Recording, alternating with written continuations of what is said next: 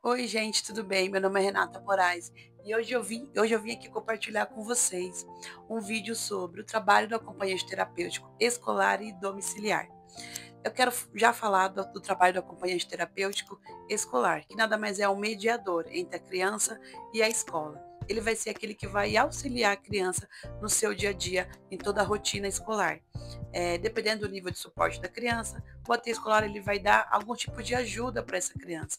Ajuda física leve, parcial, por modelo e assim vai. Lembrando que sempre vai sendo essa dica para que essa criança tenha um comportamento de aluno e seja independente.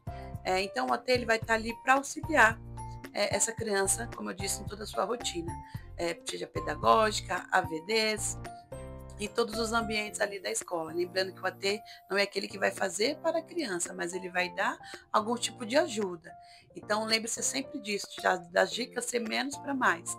Então, para que essa criança seja independente e futuramente tenha um comportamento de aluno. É, eu quero trazer para a sala de aula. Na sala de aula, porque me questionam muito, me perguntam muito lá no meu Instagram quando eu abro caixinha. Então, quem aplica atividade, quem explica sobre o conteúdo é a professora. Você, como AT, vai auxiliar com o tipo de ajuda que essa criança necessite. Como eu disse, ajuda física leve, modelo e assim vai. Mas quem explica o conteúdo é a professora. Se a professora puder vir na mesa e dar alguma orientação para essa criança, que esse é o correto a se fazer, vai ser muito bom. Mas a gente sabe que a professora, trazendo para uma escola, seja pública, é uma escola que tem uma sala de aula que tem 20, 30 alunos, como a professora faz. Né? Tem algumas professoras que conseguem, outras não. Escola particular, uma ou outra consegue, mas o certo é a professora vir até a mesa, dependendo do nível de ajuda que essa criança necessite, e explicar o conteúdo ali para aquela criança. Claro que ela não vai explicar tá, detalhadinho e tudo mais. Eu sei que vai explicar para o geral, mas tem algumas crianças que precisam de um suporte um pouco maior.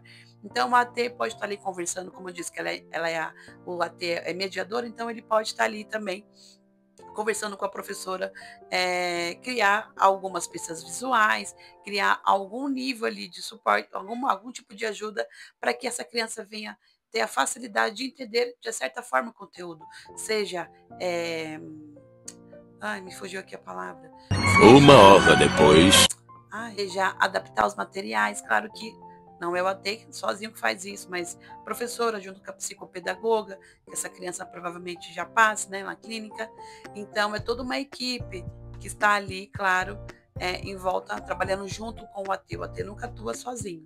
Tem toda uma equipe multidisciplinar e também a escola, a professora. Então, é sempre importante ter um relacionamento bom para que todos possam trabalhar juntos em função para o desenvolvimento daquela criança.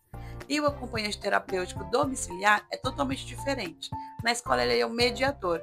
O domiciliar é aquele que aplica, ele é que vai aplicar as atividades, desculpa, os programas com a criança. Essa criança tem geralmente um psicólogo do caso, que geralmente é o supervisor do AT.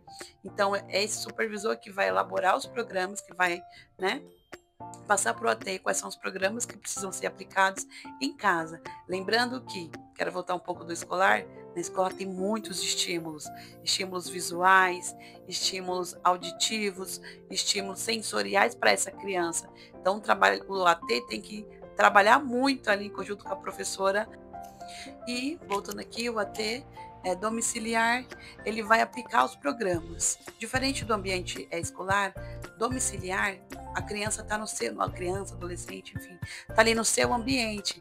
Então, o AT domiciliar, ele tem que ter muita criatividade. De início, quando ele for atender a primeira vez a criança, ele tem que observar muito para criar um vínculo, entender quais são os reforçadores que essa criança gosta.